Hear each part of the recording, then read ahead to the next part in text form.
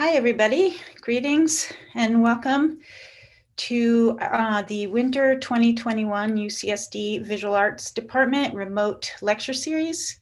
I'm Amy Adler. I'm chair of the department, and I hope that this new year finds everybody well, healthy, and safe. I'm so very pleased to be able to kick off this season's lecture series with a talk by artist and professor Dewey Crumpler.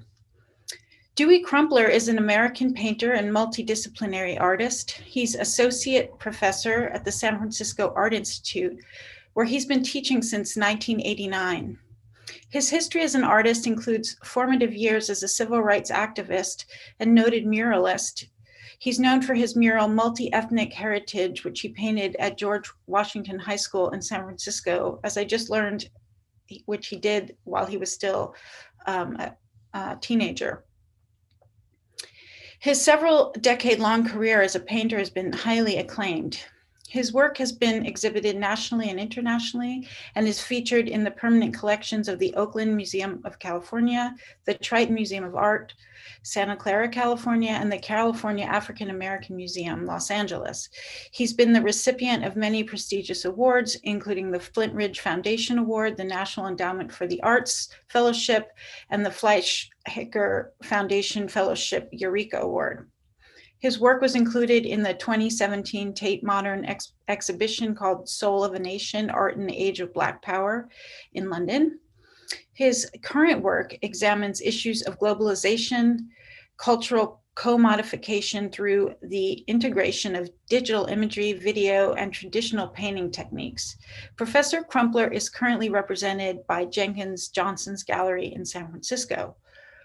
Before turning this over to Dewey, I just want to extend my thanks to all who have helped put this series together and to acknowledge one of our graduate students, Amir Sadiq, who was a student of Dewey's and who recommended we invite him to speak today. Thank you so much, Amir.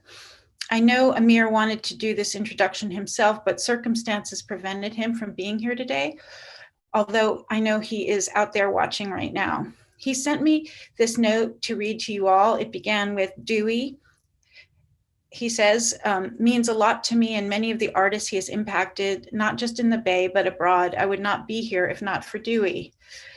In Amir's comments and in my own research about Professor Crumpler in preparation for his talk, I noticed how profound his mentorship has been to generations of students, some quite notable, including Kehinde Wiley, one of the world's most renowned contemporary painters and whom you might recognize as the artist who painted Obama's official portrait in 2018.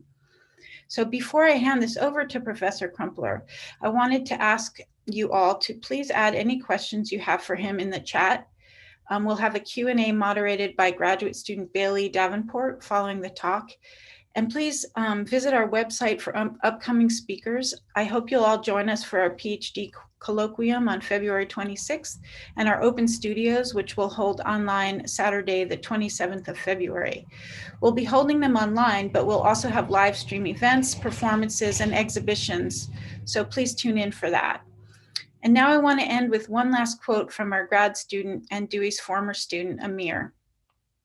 Quote, after every conversation, I find myself wishing I could have recorded every word. Dewey's voice is caring, knowing, and unapologetic. He encourages me and many other artists to stay true to ourselves and in the process to find our North Star. So it is now my true pleasure to welcome Dewey Crumpler.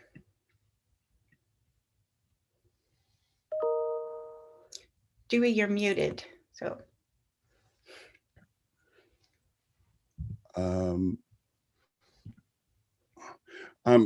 First of all, I'm sorry.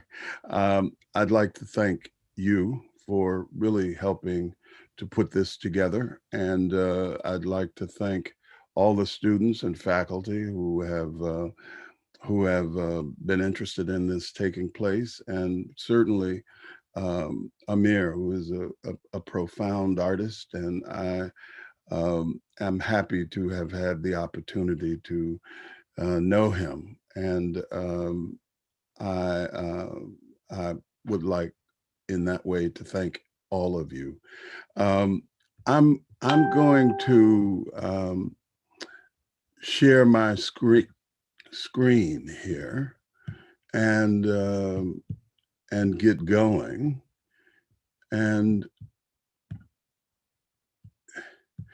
um, in the 1960s, after I had graduated from high school, I was able to get scholarships to go to a couple of schools, and I chose one in Oakland. I remember very distinctly walking into the void of a black room, an auditorium, where a blue light cursing through the darkness, settling on a screen, and up popped these images. They were indelibly sunk into my head, as was their purpose, so that I could understand the history of Western art. That is, the great ideas that formulated the great work that I came to enjoy, revere, and really want to understand the dynamics of. And certainly those ideas emanated from the great thinkers, the philosophers like Socrates, Plato, and his student Aristotle. That became the sort of process from which I began to understand how powerful art, how those ideas created the democratic structures that would govern the very country and the seat that I was occupying. That the lineage of the United States, I was told, was this great and noble place, a place where I learned how the sinuous mark, the power of a sculpture, how beauty came to exist, how beauty was a sinuous woman whose body used a kind of contrapposto that the Greeks facilitated to give us a sense of motion. And of course, the great work of those artists who took the gods and brought them, as I was told, to earth in the form of recognizable imagery. So was the course of democracy, the heavens brought down to the state of the body, reflecting the deep relationship between gods and men. And of course, from Greece, the great power of the Western domination of the world as exposed and developed by the great country of Rome. In Italy, the other place from which the West became the most powerful system in the world. And of course, they were the measure, in fact, the developers of civilization. This was what was being emptied into the void of my head as I was being organized to leave behind whatever I brought with me so that I could be formed to become a part of this lineage that I was so privileged to be a part of. And so the Renaissance was the next great movement in Western civilization.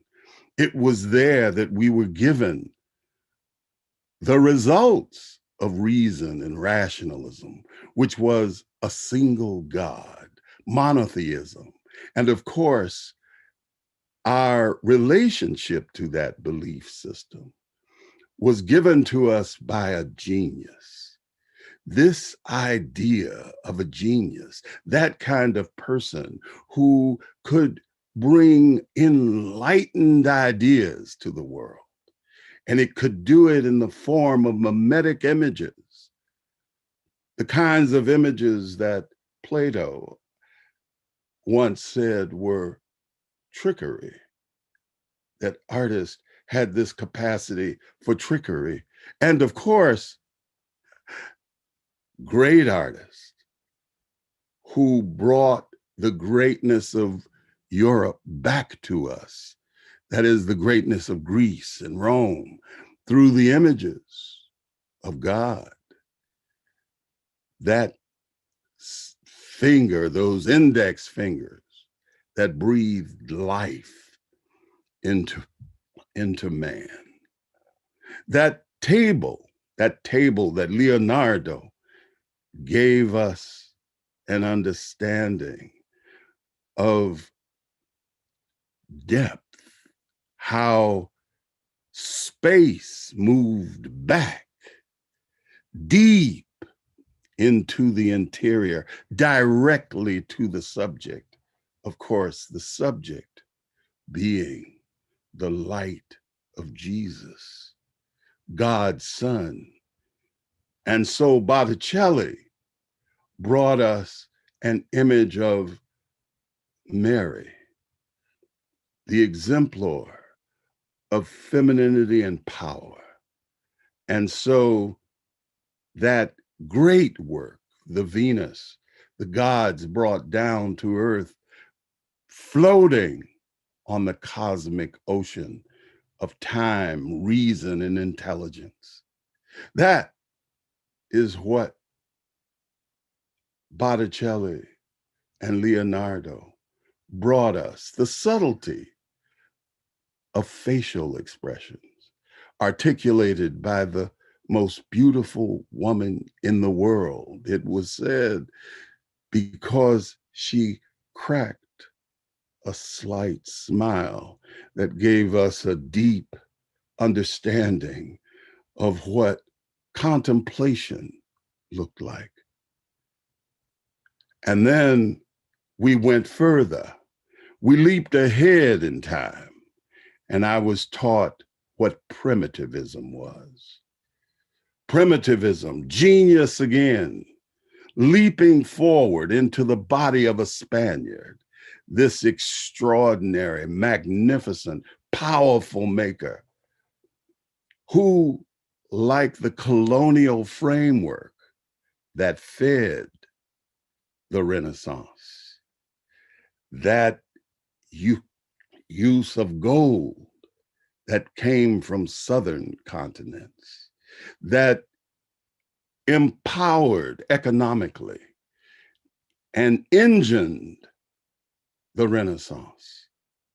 And so that capture culture, which made possible the curio shops that Matisse, Darian, and the Fauves, the wild beasts, brought color to muddy up the sinuous beauty that had existed in centuries before.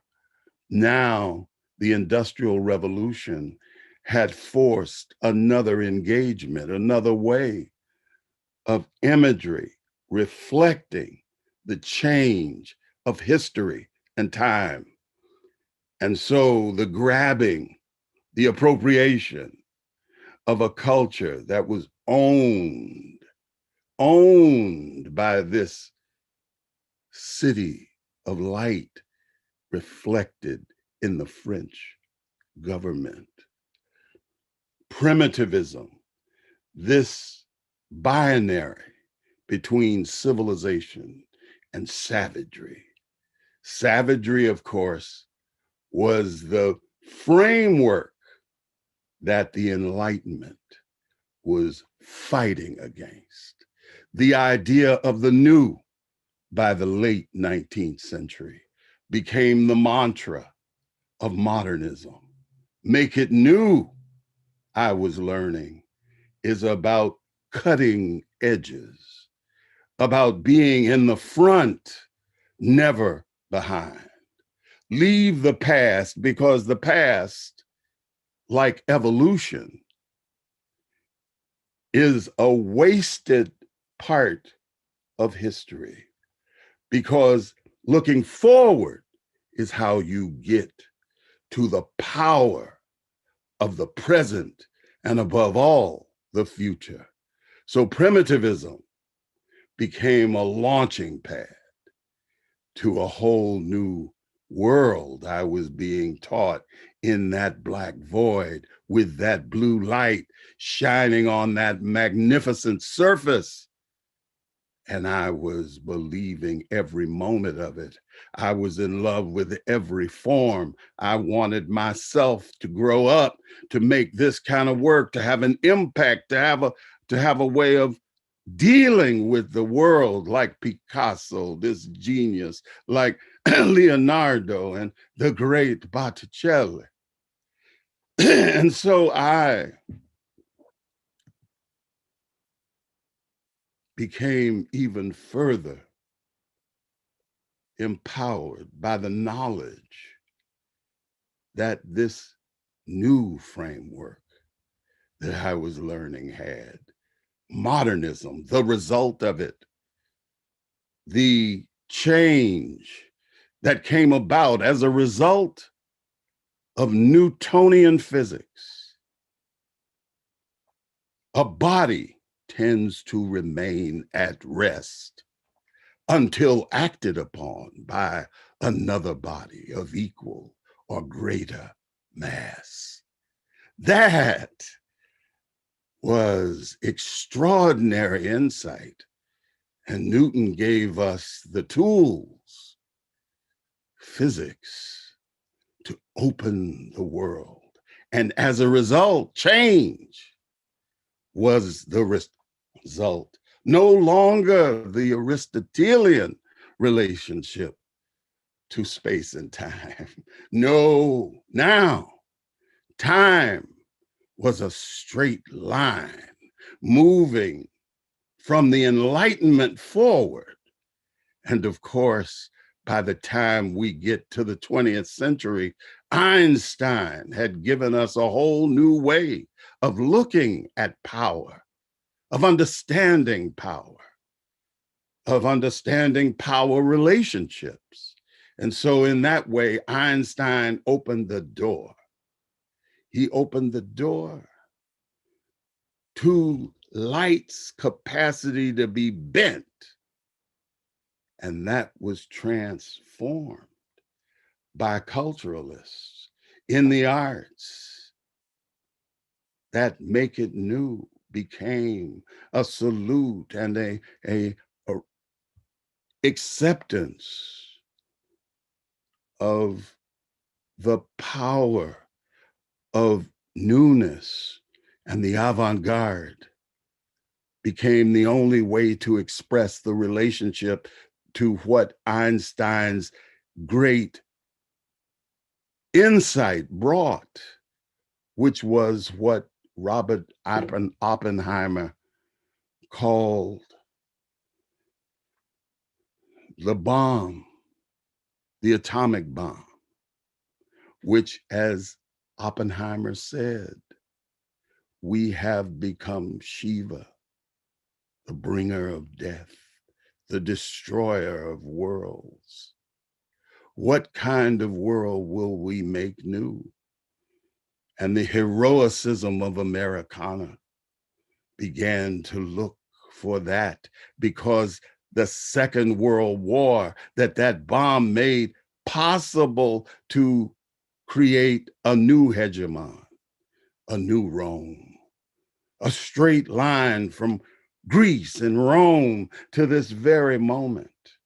And of course, a great artist stepped into that cosmic fire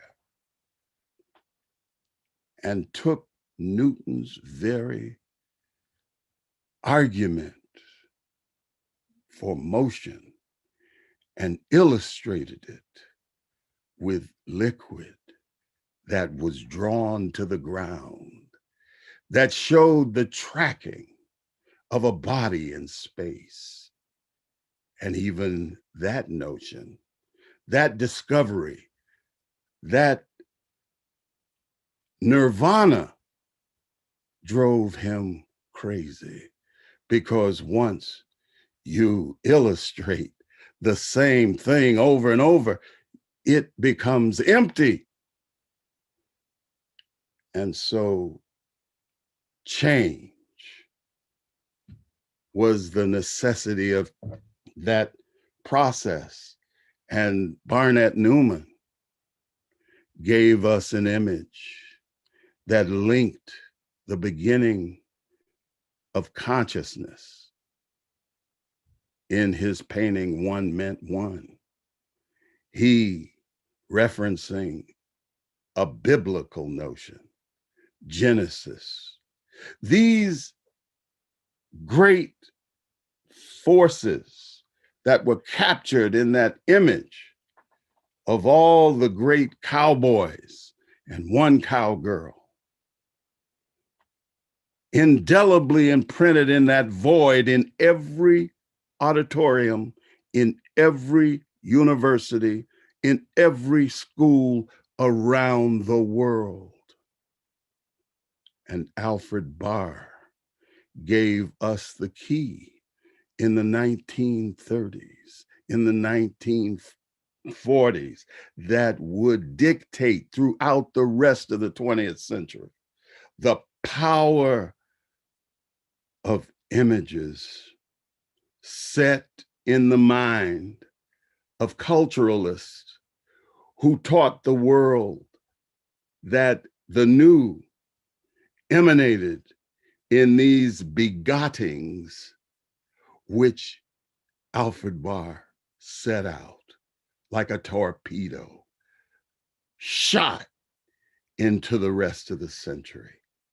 And I, a little black kid in a black room, a void became enough already. I blurted out, as I did in elementary school, have there ever been any black artists that did anything of genius? No, my professor said, in a very humble way. Art is not about color and race. Art is about genius, my professor said. Genius and great ideas. So taking in that my professor just told me Black people didn't have genius or great ideas. Of course, the professor didn't think that, but I thought that. And because I thought a lot, I said, that's like Miles Davis told a teacher talking about the blues coming purely from the suffering of Black people. That's a motherfucking lie. I said to myself, because in the 60s, you couldn't talk back until after UC Berkeley student movement made it possible to a professor. So I went to go see if I could find information about great Black artists. And so I went to the library. I went everywhere. I looked, no internet, so I had to go everywhere. And finally, a brother from Jamaica who was a kind of mentor at a boys' club went to the library and got a book, this book. And I inhaled this book. I tore through the pages of this book. I read every sentence and paragraph. And I brought this book to my teacher. And I said, is this book have great Black artists in it? Because they're in a book. And my teacher said, well, these are very good artists, but these artists are not great artists. They're not geniuses. They're derivative. They didn't invent anything. And remember, genius is artists who invent, like Picasso, like Matisse, like all those artists who are in the lineage of discovery, because discovery is what the arts are about. New ground, new territory, new environments. Artists help change us, and therefore it has to be new. These artists are simply making images that have already been done. They've been exhausted, and many of them are mimeticists, and that is really retrograde. So I, a young student, said, well, wait a minute. Well, I have to find, what is it? Then I had to find for myself something that I could use, something that when they gave me images of great white people, of great white artists, who, because of universalism, I was supposed to be able to imbibe just because I was interested in the aesthetics and the whole idea. I was in love with those artists, no question, but I didn't see me until I went to Black music. Then I saw genius. Then I saw undeniable, freakish, absolute power at its absolute originality in every form. So powerful was that bringing that wherever it landed in the world, it changed the world. This music coming out of these bodies, out of these minds, changed the nature of the world. It made modernism. It was modernism. No human being who came in contact with it could resist. And they didn't get an ass whipping. They didn't have to be bombed. All they needed was those rhythms and that way of seeing and the power of that sonic insight. So I went to Billie Holiday.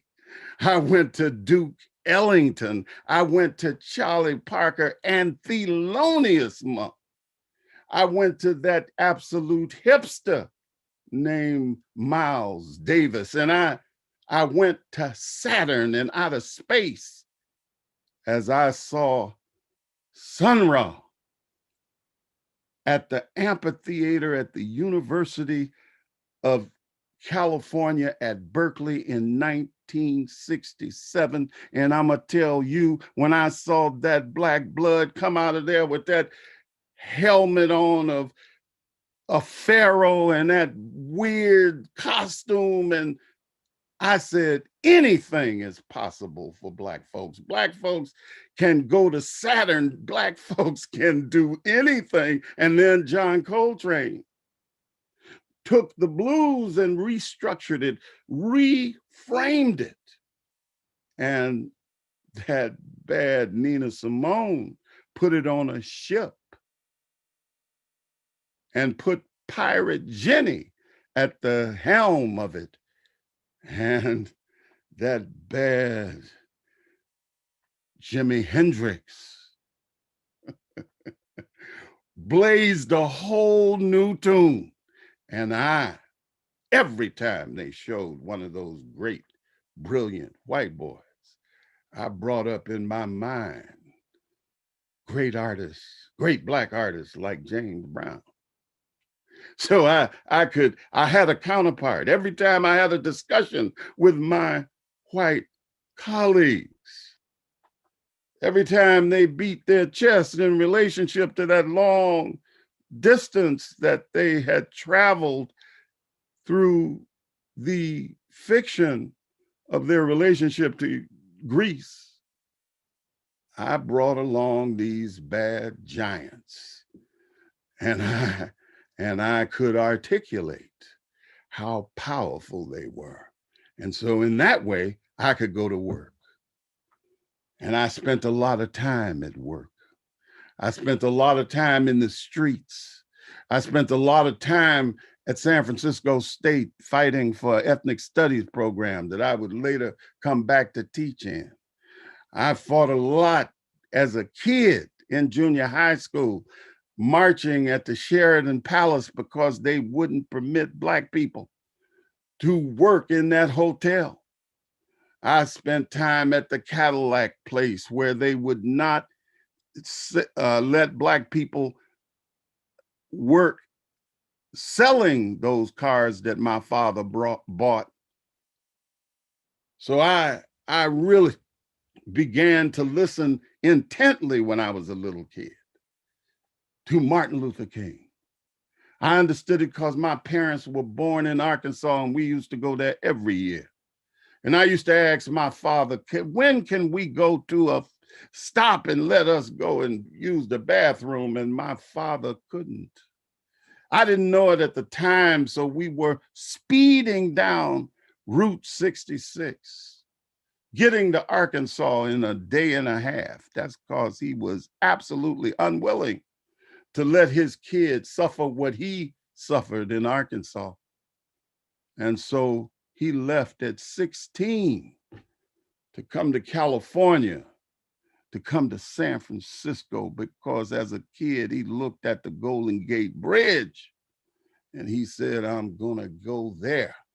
And so when Martin Luther King hit the ground and he became the figurehead of a movement that began at the beginning of the century, Martin helped to open up our geographic space, our space to be able to move around geographically, to sleep where we wanted, to live where we wanted, to vote where we wanted, to be able to do that which would move off of our physical being, the weight of the psychosis of a state like this.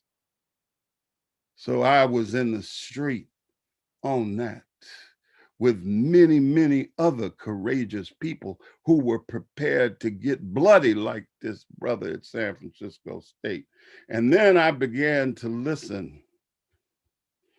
I began to listen to a person who was more important in death than he ever was in life. And that person I heard say this. At the house, Negroes sit on the plantation. What you mean separate? From America? This good white man? Where you gonna get a better job than you get here? I mean, this is what you say. I ain't left nothing in Africa. That's what you say. Why you left your mind in Africa. Left your mind in Africa. Africa, I said to myself. Why would he be interested in Africa? Because when I was a kid, if you said you were African, you try to beat the person to death. Any connection to Africa was an immediate no, because all we had seen of Africans were boiling people in pots and savages, as I was being taught, even in my art class, as they referred to Picasso's La Demoiselle d'Avignon as an engagement with savagery. So Africa, why did he use that? And so, like those musicians who always spoke of Africa and India and Asia, because they were artists of the world, and they brought ideas into jazz music and the blues from around the world. And so Africa was prominent in their thinking. And so Malcolm and those musicians led me, who was now very much involved in the Black arts movement, to Africa. And Africa taught me with its subtle references that power could be subtle and just as powerful as a big bang. It used voids, that which was without form. The void is understood in the Western culture to be empty, to be the negative space. But in African culture, that's the space. As Sun Ra said, space is the place. That became clear to me when I looked at these African forms, that the substantive aspect of the form, that is to say, the subject framed the context, but the subject is the void, the thing that contains the absolute power. So that sinuous form, that contrapposto that I learned in that brilliant and beautiful Greek sculptures and Roman sculptures, now I saw in African art in a much more powerful way for me, because it wasn't trying to capture a moment in time by fixing the image in a mimetic reality of my own context. No, it went to the mind, so that when you saw the object, you did not see a moment, but the very notion of sinuousness. It grabbed a limb from a tree that had the undulation that it was looking for, and it used that undulation to give a subtle reference that the sculptor, like Michelangelo, peeled away to reveal the psychic presence of an individual, in this case, a nomo. That is a form which has and contains word, power, the power of thought, in the sinuous relationship to space and time. The power of the void, that so-called fetish object, that object that is frequently thought of as an object of fright, is really an object of war. War to keep evil away from you. Like Newton, it goes to work on a power greater than the condition. And so its visuality, its function is to have greater presence than the evil is after. And so that void that is captured in the center of the body is reflected in light. That is to say, a mirror which reflects light. And that void is the exterior void that the light brings you into the spiritual void. Again, the void and the subtlety of it. The way in which Africans use pattern, that pattern is actually rhythmic, so that it casts relationships to space and time, to form, bringing into question that human character, that is to say, the angle, using angles so that the right angle, shaped in several ways, can make a particular movement, so that the form moves forward and backwards simultaneously. So simultaneity is essential in the African form. Now, reading deeply in African cosmology, I am, every time you bring Plato and Aristotle and all those people I love reading, I can go right to that cosmology that sets me in the world, that makes me comfortable in my own body.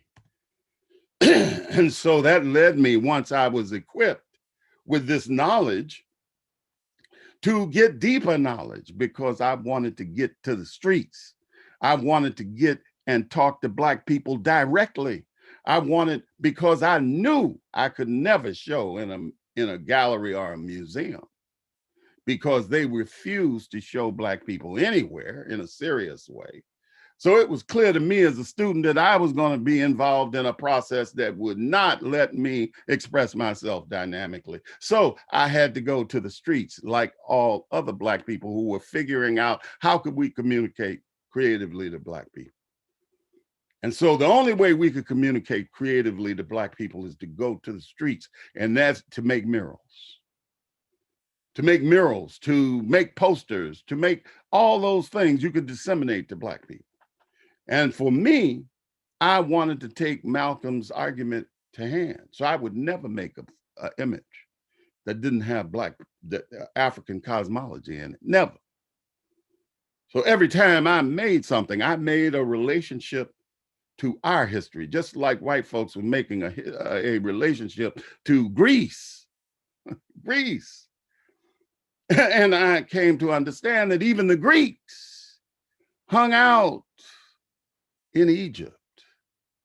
And just like they were trying to teach me that Egypt was a part of Europe, please, I found that it was exactly the opposite.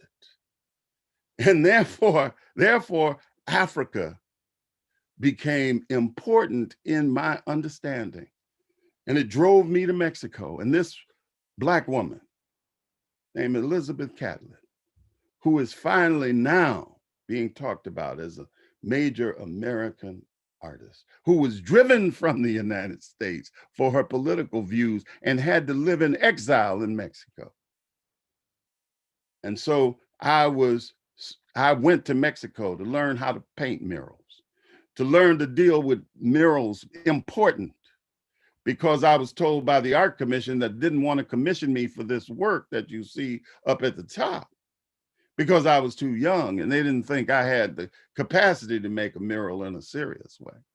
But because the Black Panther students who made an argument for this work to be made had threatened the Board of Education to permit me to do it, I would not, under any circumstances, let them down. So I had to go to Mexico. And Elizabeth turned me on to Pablo Higgins, who, when I got there, was having dinner with her.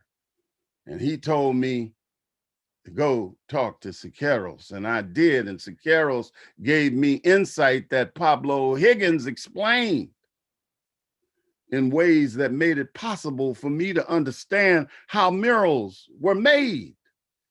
He rolled out huge drawings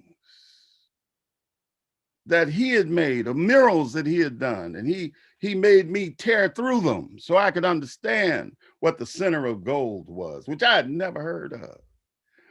And they were open to me because all of them, teachers, said, why are you in Mexico?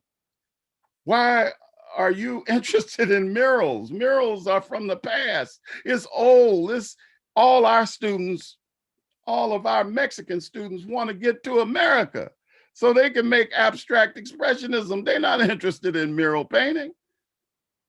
And I think that's part of the reason they opened up to me, because I was moving in the opposite direction, because I didn't take serious that, excuse my language, I won't even say it, which would make me look only forward.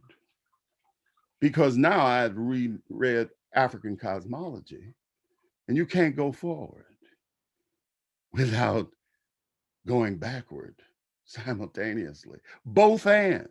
You are moving forward and backwards simultaneously through life, and that's the real deal.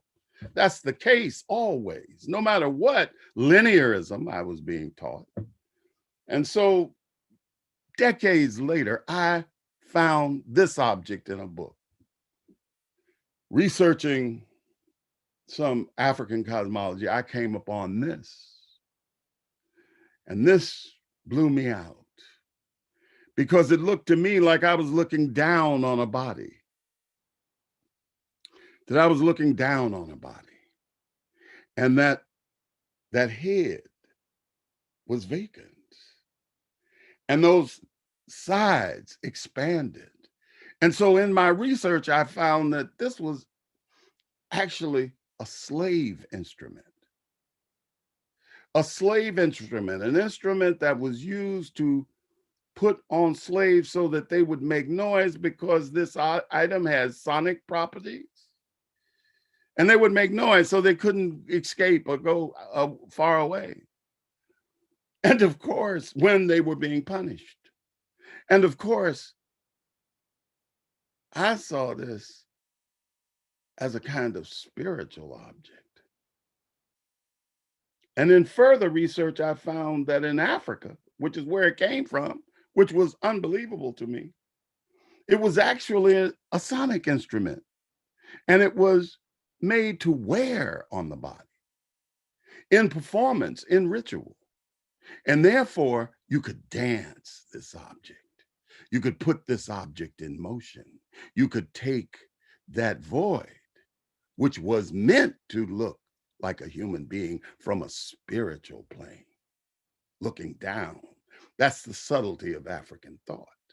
While it had a responsibility to act, at the same time, it had a responsibility to reflect.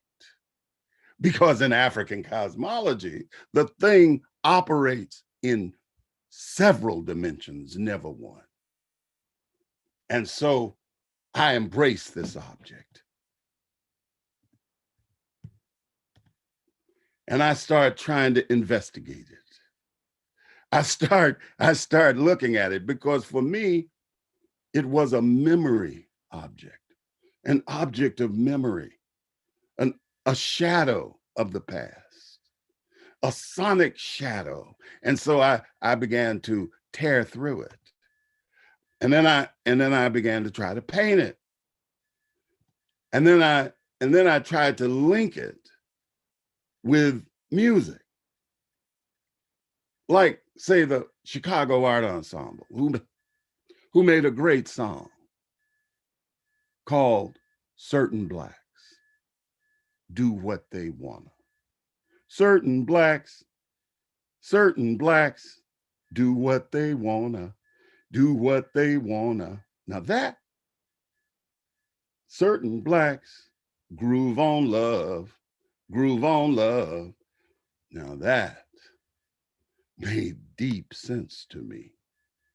And so I started thinking about that object and its history, African-American history, that contortion and twisting, that stretching, living inside a psychosis that you had to disrupt, that you had to reshape so that you could breathe, so that you could make great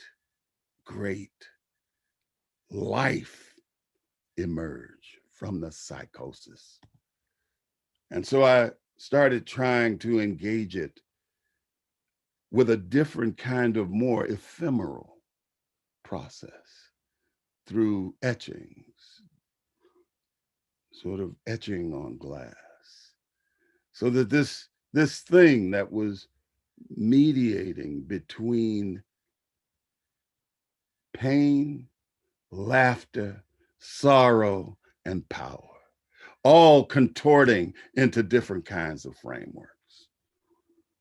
And then I was invited by a great artist, a great maker by the name of Raymond Saunders, who was like a mentor to me when I was a kid. And we later became colleagues. And he invited me to come to document, because video was important in my engagement. And so he invited me to come to Paris. And I'd never been to Paris, but I had read a lot about Paris, and I was anxious to see some, excuse me, some of that great artwork that I had never seen in person. And while I was in Paris, we were at one night having dinner, and I started talking about how extraordinary Van Gogh's paintings were, and how Van Gogh was the way in which he was using color and form and light and gesture. And Ray's dealer got excited and wanted to hear me talk about it in front of it. So he suggested we go to Amsterdam. And so the next day we went to Amsterdam, and Ray decided to stop because he had been to Amsterdam hundreds of times, because he had spent many, many years in Paris, even bought property there. And so we drove off into this area. And when I got out and we went into this park called the Keukenhof Gardens, it was a misty day, cold. I'm sorry. And then when the moisture lifted, the light hit this, and it was like overwhelming. And it was so extraordinary until I pulled out my sketchbook and I started drawing. And Ray said, "Man, look, man, you have to leave this alone. You can't draw this, man. You can't draw this shit." So I kept drawing, but then I said, he's right. I just have to experience this. So I left it alone. And after I got back from Amsterdam and seeing those stunning, extraordinary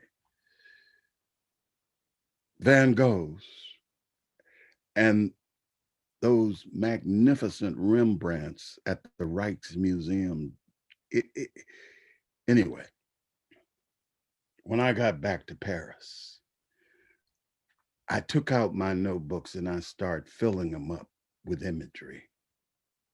I started trying to understand those tulips.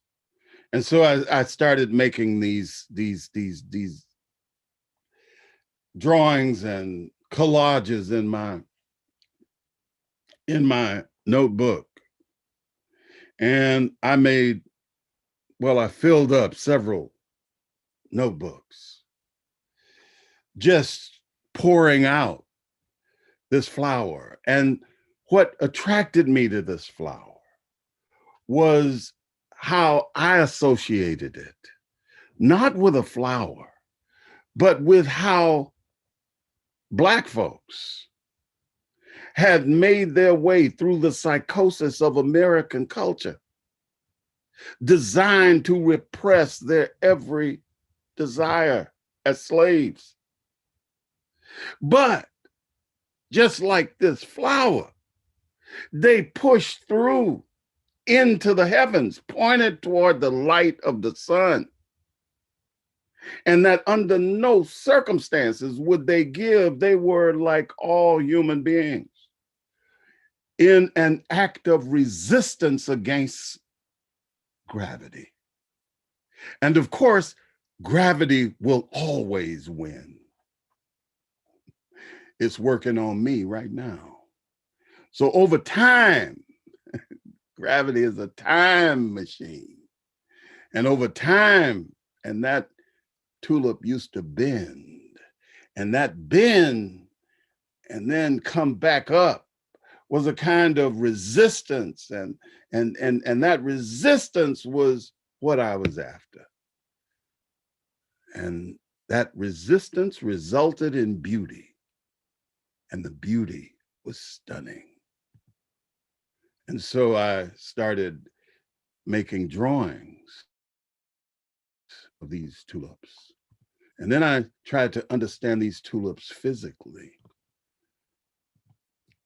And then I got to these tulips as paintings, because now I wanted to go directly to what was getting to me.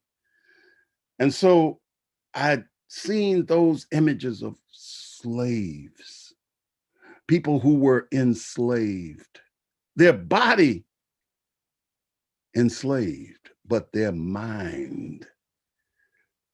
But they were in control of their mind.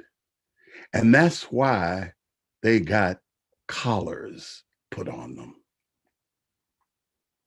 Because their very carriage, their very space taking that I had learned by looking very closely at African form and looking at my own father and mother take space, looking at Black people, how they took space in America, how the gravity and weight of American society was resisted by Black bodies. And here is the genesis of the way in which Black force articulated itself. If you look at this slave, this person who is enslaved, that person is looking through time at me.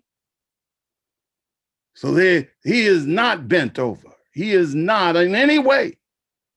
He looks like this Pharaoh who is erect, connecting with heaven and space, which is the Pharaoh's job. His head pointed toward the heavens, the sun, because he is the intermediary, the center post between the afterlife and the present. He is the embodiment of time. So his left leg is extended time. From the center post, from the axes, extension, oriented toward the heart, because the heart is what frames the consciousness of the society. We exist on the truth, the mot of the heart. That is expressed in the body of that African who may be entrapped, but his head is like that void. It is full of potentiality, and the potentiality is reinforced by resistance, which his body articulates. So he was meant to be a sign, a image that demonstrated that he was a captive, but not to young Black kids, because what they saw was what that Nkisi on the right at the bottom shows. He was really an instrument of power. And he showed that the way out of this is resistance at all costs. And so these tulips move forever forward, pointing as they did in the Kuchenhof Gardens toward the light.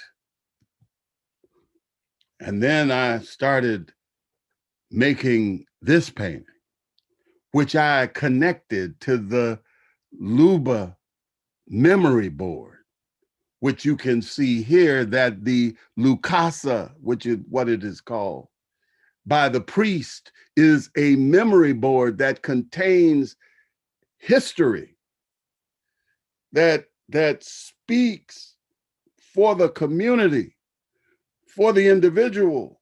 And so I produced a cosmogram, something that contained both the spiritual domain of the feminine principle of the circle and the masculine square position of the square inside the circle. So the feminine and the masculine are one thing in this cosmology. And therefore, the tulip is a constant undulation toward the north, toward the heavens. And it is bent and reshaped, always pointing, no matter what the conditioning, toward the light. That the Black mind is always operating in relationship to the light, and it brings light sonically when that's the only way to do it. And anybody in the world who is impaired by the problematics of their environment winds up being tuned up by that very light that Black sonic information brings. So no matter where you are in the world, if Blacks bring jazz, you jump on it because it can liberate you. If it's hip hop, you jump on it because it liberates you. And it's liberating enough in its both and to permit you to see yourself inside of it so you can shape it to your use. And that's why it is undeniable. And so I went deeper into these tulip frameworks, and I tried to get Mami Water, that goddess of the oceans, of the sinuous properties of moisture. And I, unlike Eve Klein, who saw spiritualism in the blue, which I adored, but I saw it in the indigo of the Yoruba, who used this blue as an articulation of a spiritual space, a governor of the Ashe, which is inherent in everything. And so I used a title from King Pleasure, which is a song based on a Charlie Parker riff called There I Go, There I Go, There I Go. And so this image is related as a kind of homage to those forces, just as this idea of the void is bent. The object of torture and repression is bent by the very wheel, the psychic wheel of Black resistance.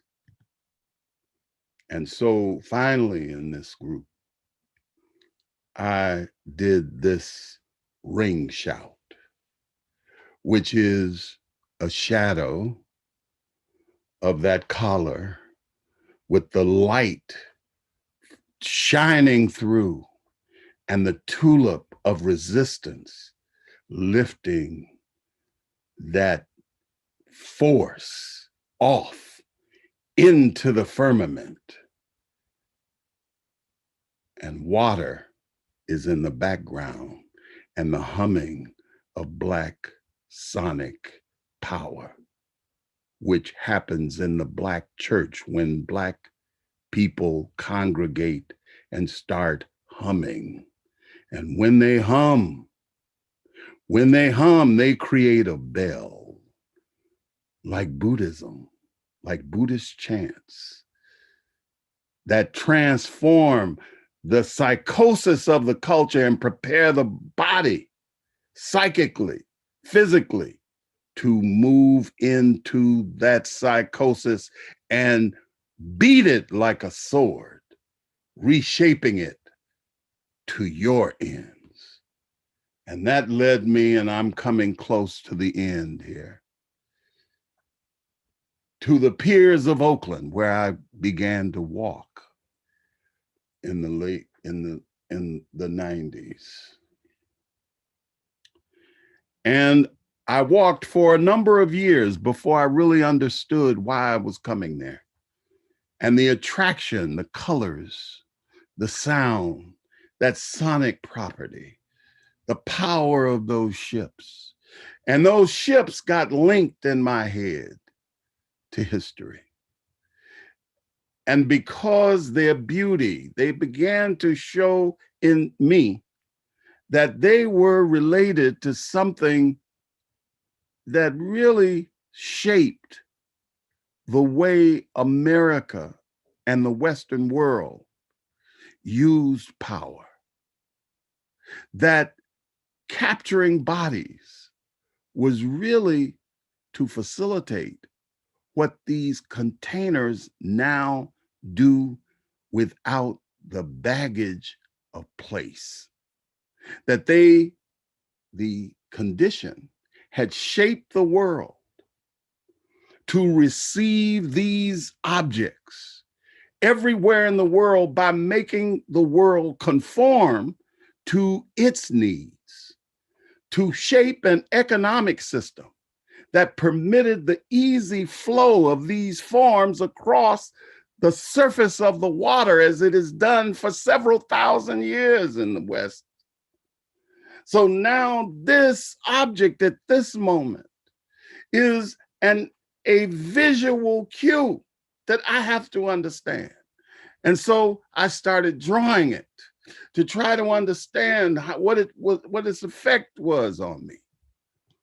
And then I started making dioramas of these forms. And I went to Melville and I looked at this idea of power. And I looked at the economic system that was being shaped in the 1970s by the OPEC crisis, by the use of oil, by the way container ships got structured to facilitate this change, and that the arts in the 70s were beginning to change to do the same thing because the language of the arts were beginning to be impacted by new ideas. Jacques Derrida brought to the United States another French philosophical thinking, the idea of deconstruction. And deconstruction began to give people the tools to tear apart the weight which had been developed by the Heideggerian, earlier Kierkegaardian way of looking at culture. And now Benjamin, Foucault, students of these thinkers, these French thinkers and German thinkers, now coming back with other kinds of ideas that operated within a free market, because the markets had to be free to facilitate this other aspect of Western redomination. The West had been driven after the 1960s from physical domination. And now the West, because Newton articulated, a power never submits. And Frederick Douglass interpreted that by saying power concedes nothing but to a demand it never has and it never will. And that really is what is at work, because once you chop power's feet and it falls to the ground like a great mighty force, what you have left is the regaining, trying to reshape power so that your dominance will maintain itself by convincing the world that now you can operate in it. You were once my subjects, now you can participate while making me the center of your universe. And so the containers I began to explore, particularly the shadows that were made on the containers themselves, because the shadows had in them things that were inside that you couldn't see. And so I began to look at those containers washing up on the shore as they emptied into the ocean. And because art has always been central to power, and power has always used art to reinforce itself. Certainly, Michelangelo was a genius, but he was also being called upon to use religious propaganda. And all great art always hangs out with power, just as great art is doing right this moment. And so I took on the soles of these shoes and I placed ideas like Malevich's black square or red square on the soles of these co-modified tennis shoes, with starfish, even some on Andy Warhol's soup cans, because Andy Warhol made a great critique on co-modification and also on the notion of replication.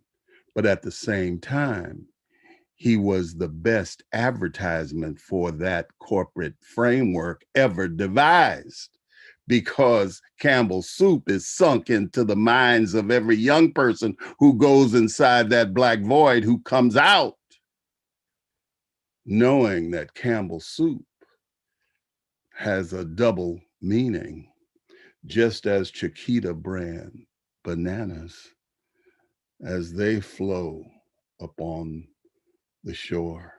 And in every one of these container paintings is an art dialogue.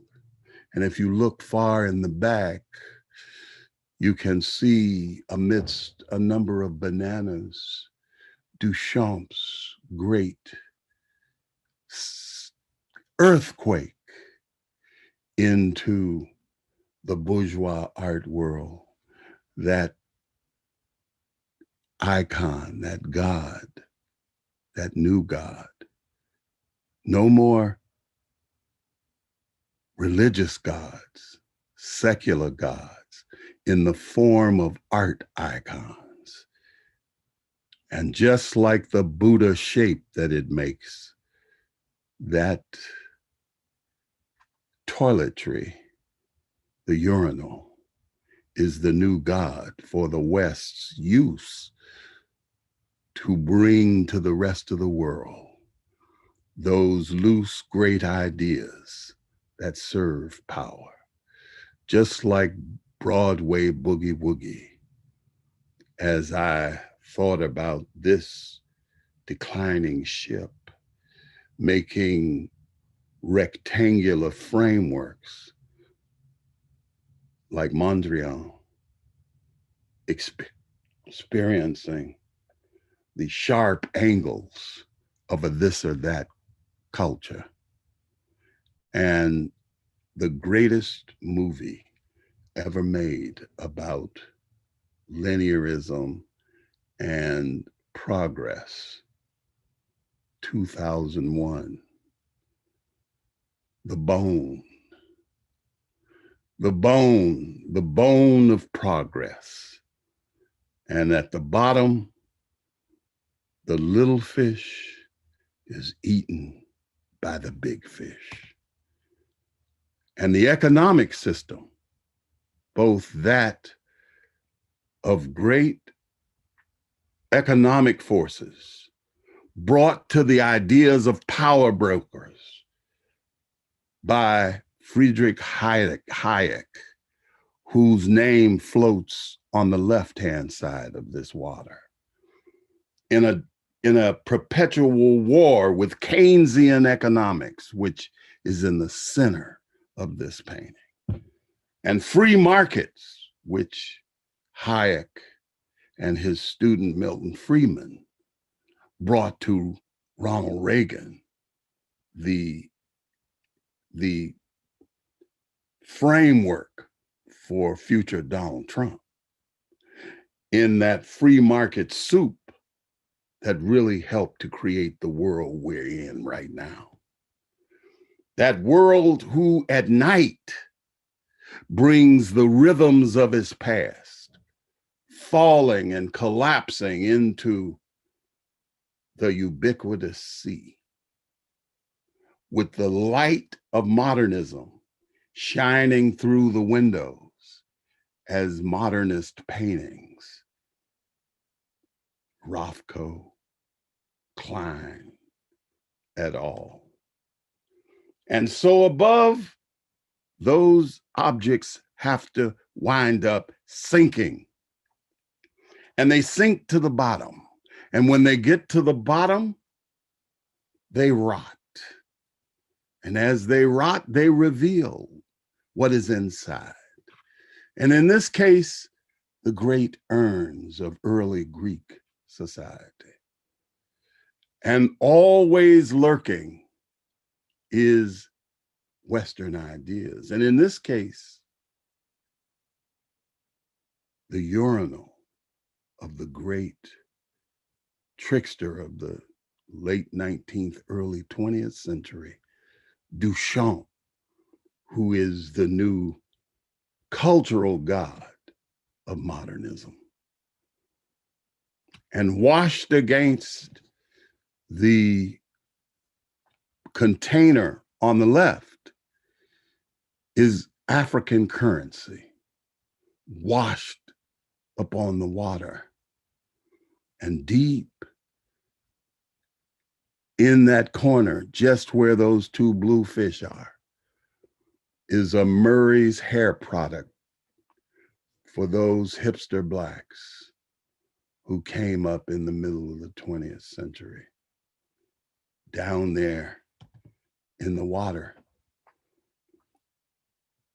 floating along with the ideas that are disseminated worldwide to shape a particular relationship to a particular kind of lifestyle that is connected to the American exceptionalism called the pursuit of happiness. And so Sesame Street, a great example that we have all grown up with, my children, many children, seduced into Americana by those lovely objects that are so important to the ongoing beauty of this exceptional state. And floating in that environment are all the trappings of great art, like that shark in formaldehyde that floats in the museums as a marker of the new.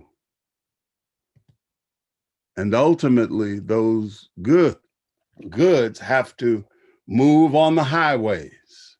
And when they do, they run into the distraction culture that America has produced to make it possible for power to maintain its ultimate goals. And so these paintings use that real important icon framework that came from icon paintings as a marker of a kind of religious object, because in this culture, material goods is our God. And therefore, the light that is emanated from that gold leaf is also a marker of bling culture, the very shiny stuff that keeps our culture distracted so that the wealthy can become wealthier at the expense of the many that are entertained by art products like Banksy doing weird tricks with paintings, shredding themselves like the culture itself. And Africa, a continent that has been central to the West's emergence in every epoch. And so I lastly began to use language. This is a detail of a piece that I'm working on, which is about 350 of these that are 12 by 12 inches, and each one having different word passages placed in them.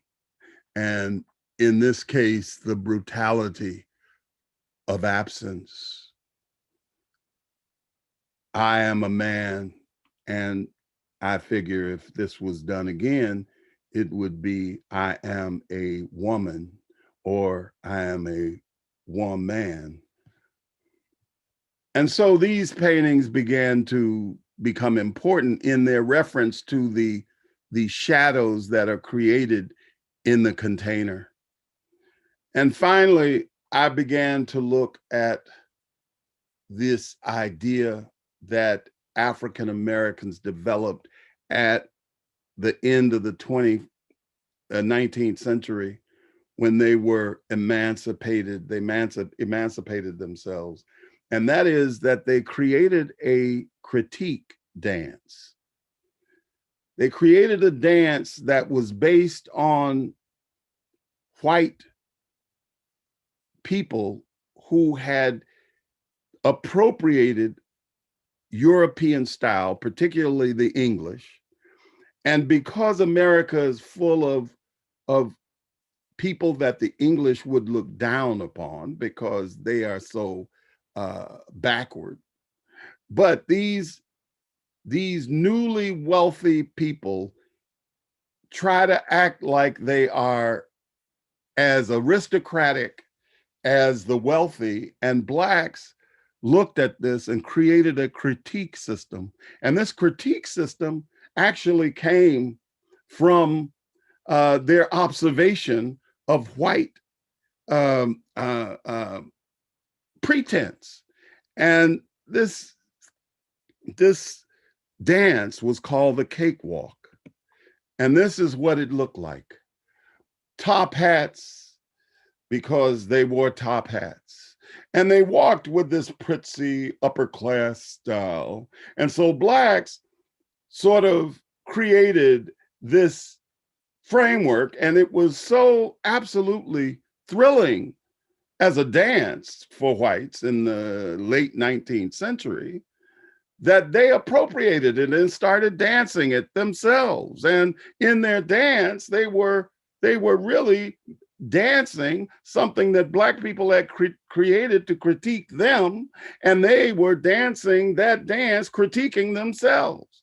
And so I thought that to be extremely ironic, but at the same time, powerful. So I started to make these kinds of responses, taking that image of the containers and play them, juxtapose the movement of that history and the shifting modalities that are so central to that engagement.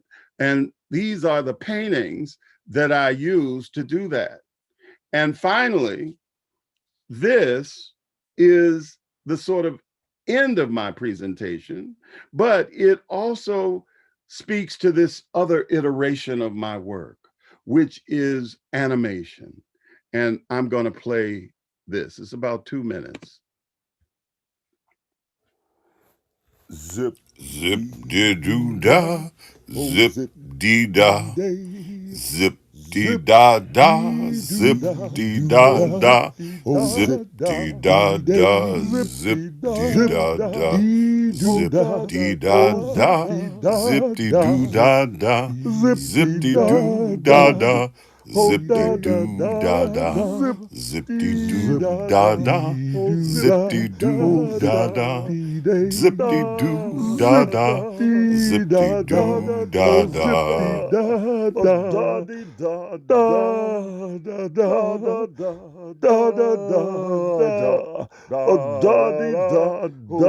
Zip da da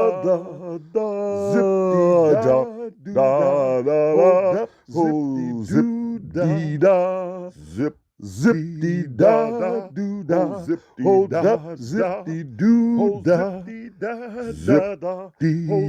da zip dee da da hold zip dee da da da hold zip dee do da zip dee do da zip dee do da hold zip oh zip dee doo da zip dee doo da oh zip dee day oh zip dee doo da oh zip dee da oh zip dee da da da hold da da da day hold da hold da da da da da da da hold day hold da hold da da da da da da do day hold do day day da hold do day da da da ho do dee da da da da da ho da dee da da da do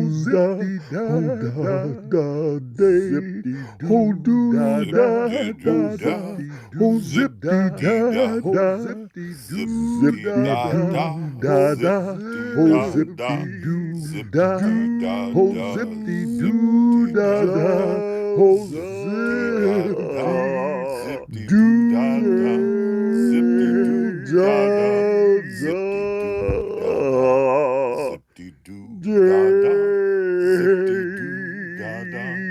Zip-dee-doo da da, zip-dee-doo da da.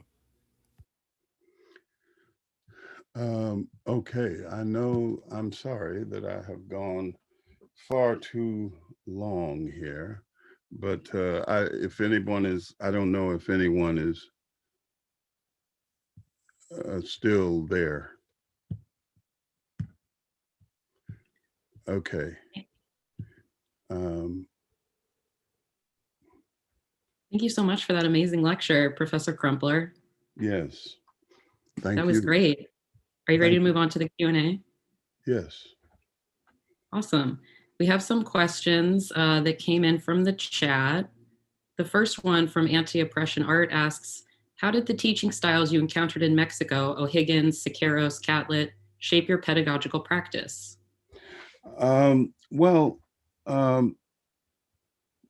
First of all, meeting all those artists, particularly Elizabeth, really changed my understanding of art.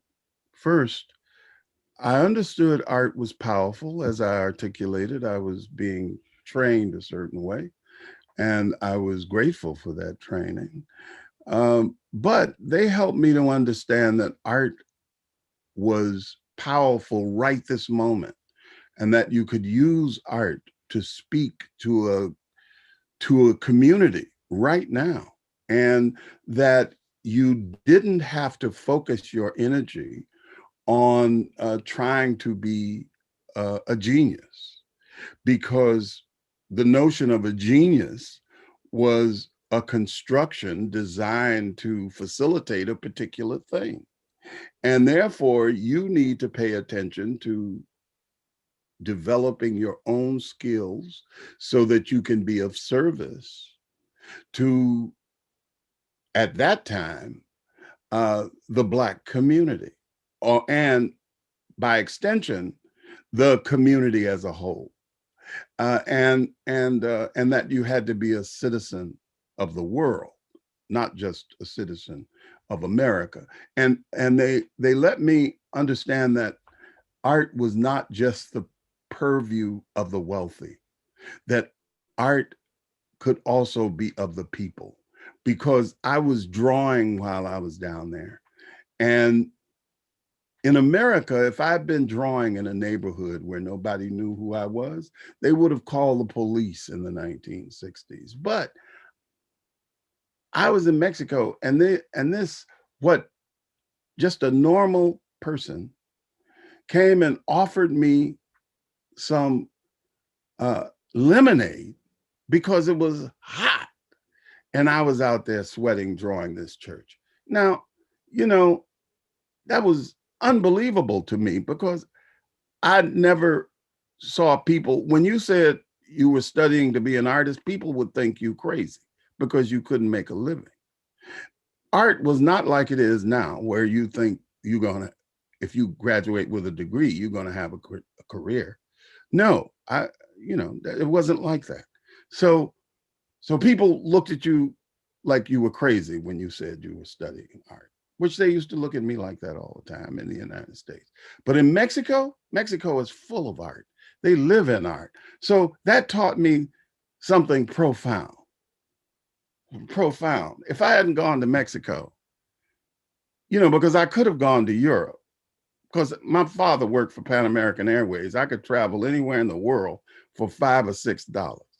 So I went to Mexico and South America, and I'm really happy that I was able to do that. I don't know if that answered the question, but.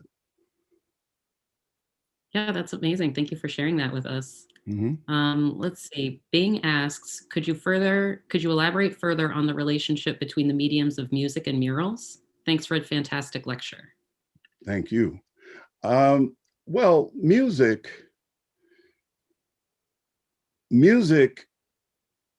is an art form that when you pay attention to it, that is so huge. You know, it's huge. Uh, you know, I bought music when I was at Art Institute, for example, in 1968. I bought music from all over the world at Tower Records. Every week I would buy another record, and I would buy records from all over the world. And those records sort of took me on a journey all around the world. So when I got to make murals was like a macro experience. And murals made me start making abstract work because I don't believe in making one kind of work. I was always making abstraction, and murals drove me to make abstract work because once you make a mural absorbs your whole body, because when you make a mark, in order to paint it, you know, you're on a 75-foot high wall by 100, 200 feet long, and you have to raise your hand to make a mark above your head and down below your body. So that helped me to understand why many of those artists that went to abstraction in the 40s went, because they had worked on muralism in the 30s, and they couldn't stand going back to a little easel. So painting scaled up because of muralism. And you wouldn't know that, or I wasn't taught that. But when I started making murals, that I taught myself that because I could understand it. So music has always been in my life. So I don't know how it's in everything. It's in my paintings right now. So there's never been a time where it's not been a part of what I do. Sorry to go on a little bit with that. No, thank you so much. That was awesome. Let's see. Oscar is asking, I'm curious of how he sees or how you see the current conversation around memorials, the removal of them and the connection with spontaneous memorials. Well, I think depending on the memorial, some memorials are useful. It's important to remember history and to commemorate important moments in history. I'm very much about that. But I think some memorials are memorials to psychosis, and they should be removed. So those monuments to people whose purpose it is to maintain a kind of psychotic memory is, I think, should go. I don't think all founding father murals should go. I mean, not murals, but statues, because you need items from the past, no matter how heinous, to teach with. If you whitewash the past, just as culturalists did with history all through the 20th century and late 19th century, they whitewashed history to shape events that served the culture's ultimate power interests. And all the rest of the history was completely omitted or reshaped to serve those ends. That's why you have to read deeply. You have to study broadly and deeply so that you are not easily manipulated. You are not easily distracted because you are going with what feels good. And therefore, you should have some of those things that will help you to teach from, even though they're horrible. Yeah, thank you for that. Let's see. There's another question here, kind of related. Could you say more regarding the role of internalized oppression and liberation from the weight of the gravity of racism? Could you repeat that? Sure. Could you say more regarding the role of internalized oppression and liberation from the weight of the gravity of racism? Yes. Internalized oppression, you have to work your way out of. That's precisely why I said that you had oppression doesn't just mean somebody's on your neck physically. Oppression happens in the mind. You can give people information in such a way that it's designed to make you oppress yourself because you believe in the things that they're giving you as gods, just as I was to believe that there was only one God, and that God was Europe. Europe has its gods, but so do other people in the world. So if I'm only looking at European gods, then I'm confused to think those are the only gods. But a human characteristic is to develop gods. And by gods, I don't mean just religious gods.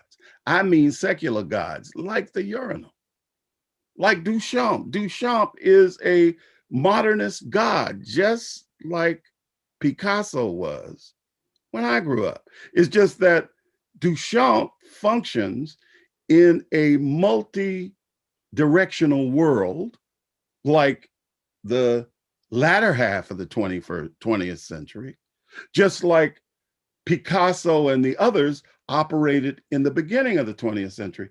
Duchamp could never have been the god in the 20th century that he became once the eclecticism of our present arose.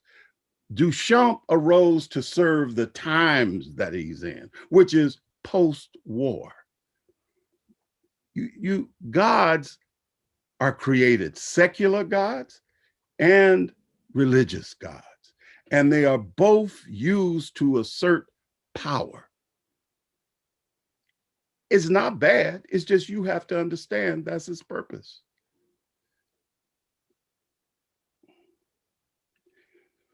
We are in a moment right now, right this minute, of that kind of rupture.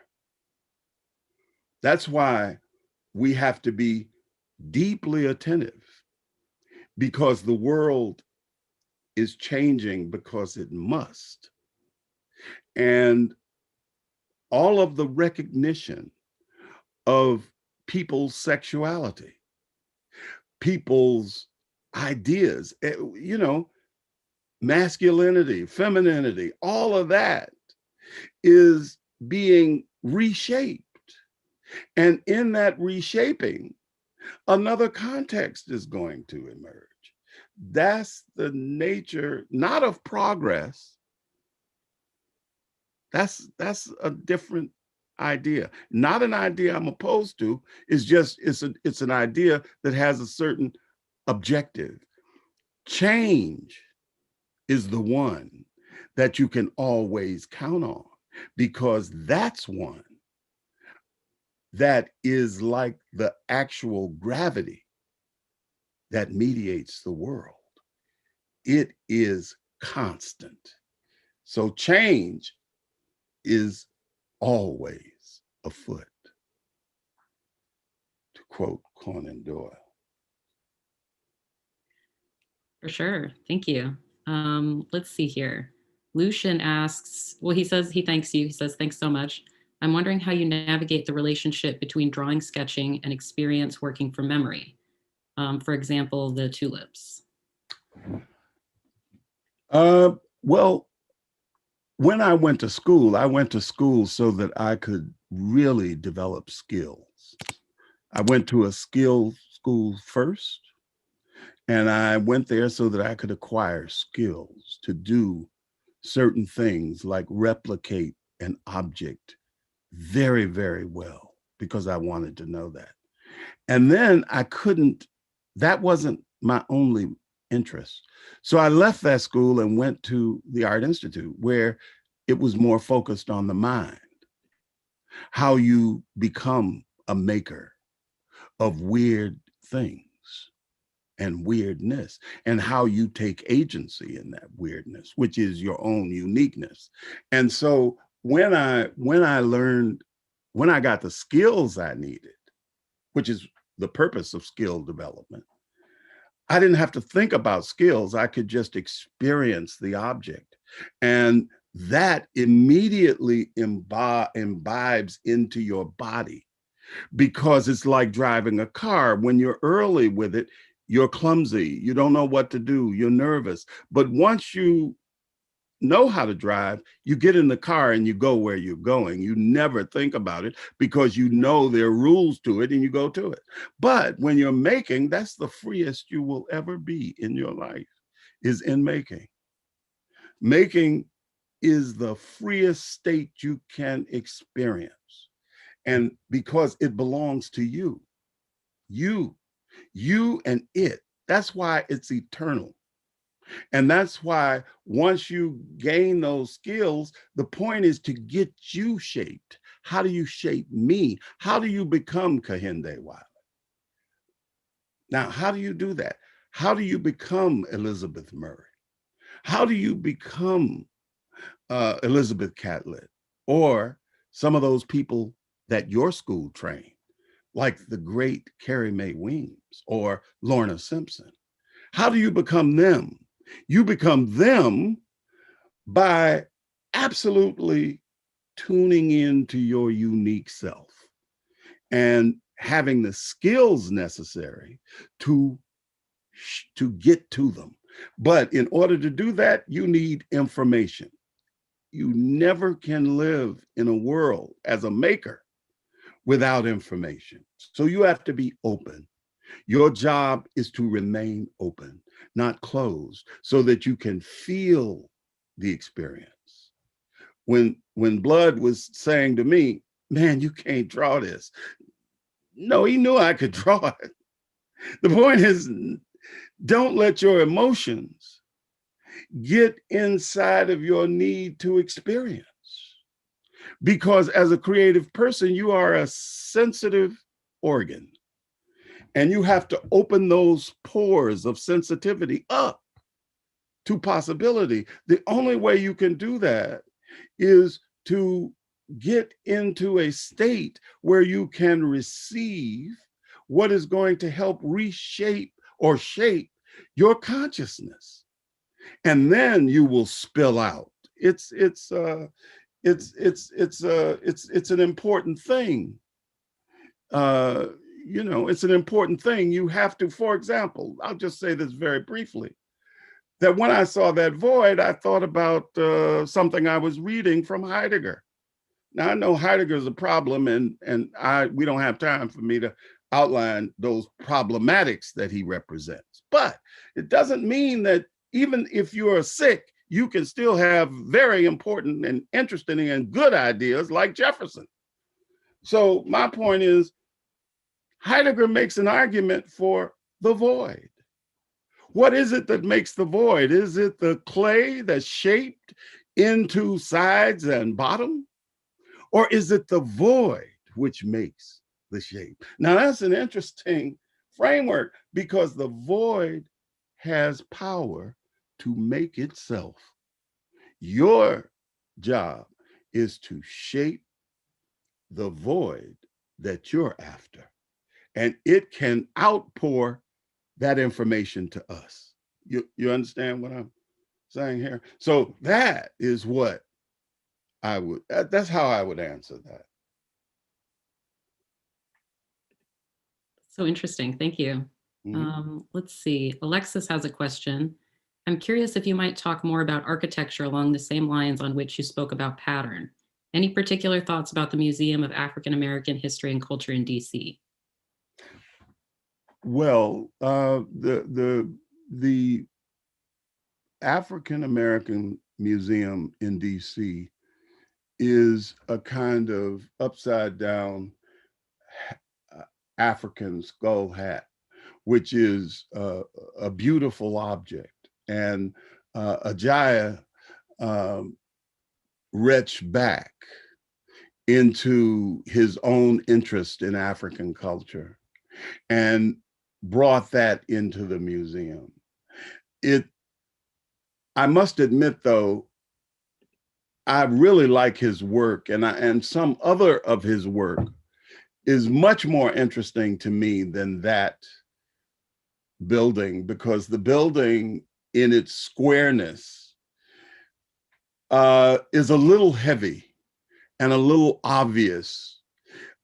He's done some things that feel much more like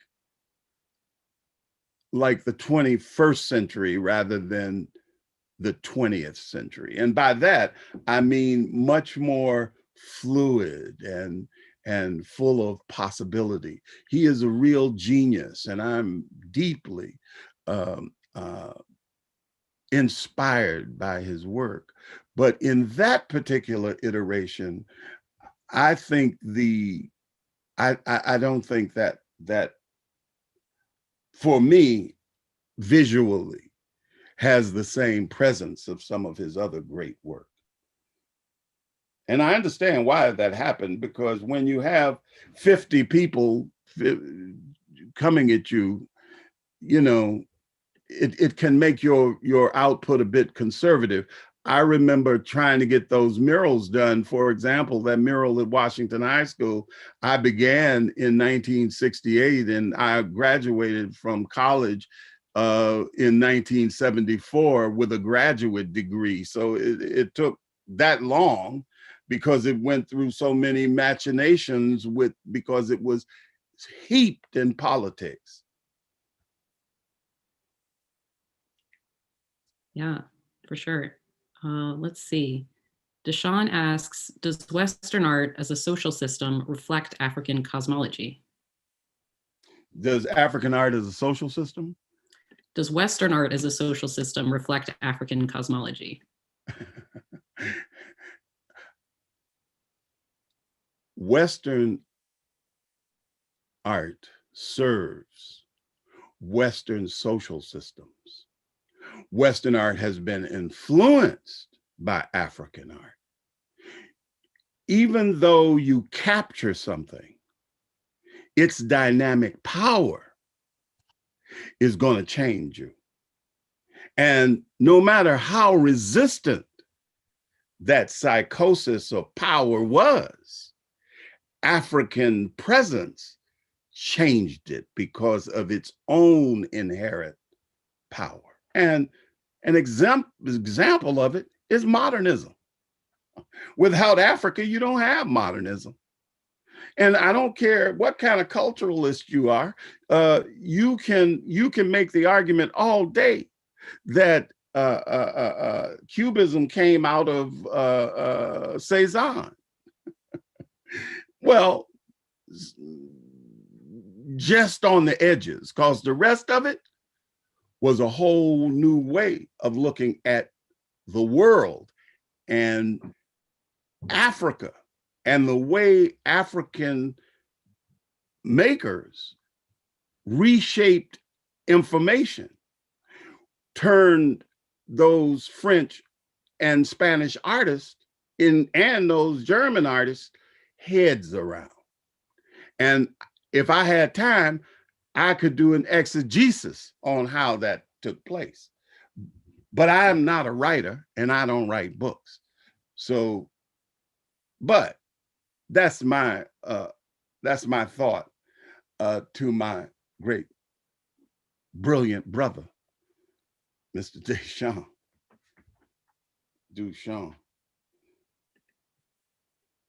Let's do one more question, and then I think, just to be mindful of time, we'll wrap up. But yes. Sandra asks, I would like to ask about how to achieve good strategies to influence positivity in the world. I'm sorry. Sorry. There's a little, I think she has a couple of typos in her question, but she says, I would like to ask about how to achieve good strategies to influence positivity in the world now through the arts and the development of more empathetic and inclusive sensibilities. Well, first of all, keep your sensibility, pay attention to it. You're in a great place that is serious about you and providing you with many possibilities. And that's always important because you want as much information as possible. But art is the way. Making is the way. Remember, making is about power. And that's why it is always used by power, because it has power. Otherwise, they wouldn't be using it. And if you hone your capacity, and honing your capacity is important, don't listen to anyone who tells you that you shouldn't develop your skills to the highest degree you are capable. Because through making, through art production, that's power. Power can use it for their ends, and we can use it for ours. Now, power, this is why they have power.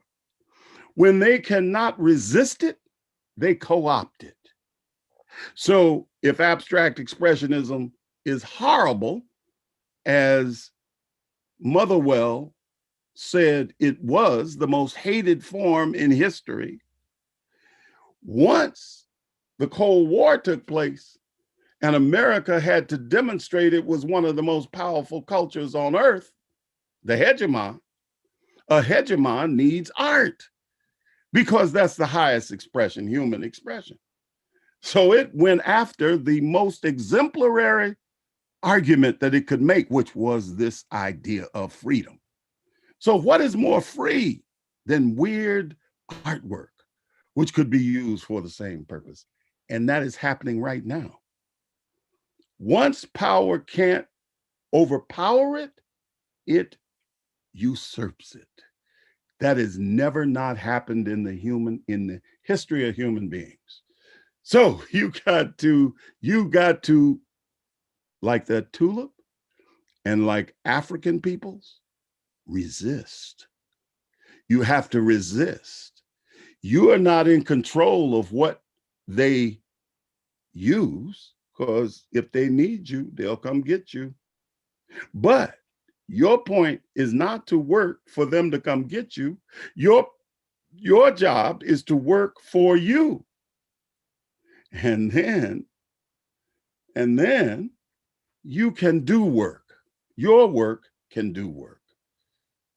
Those people who experience it can respond to it. And that's your job as a maker, to create a condition of complexity. And by that, I don't mean that in a hard, deep way. I just mean the complexity of your own mind, your own desire to bring you into the world, your own uniqueness. And sometimes that uniqueness speaks beyond you. And when it does, although you have been influenced by everything you have experienced, those experiences, those appropriations you do to learn, fall away, and we know who you are.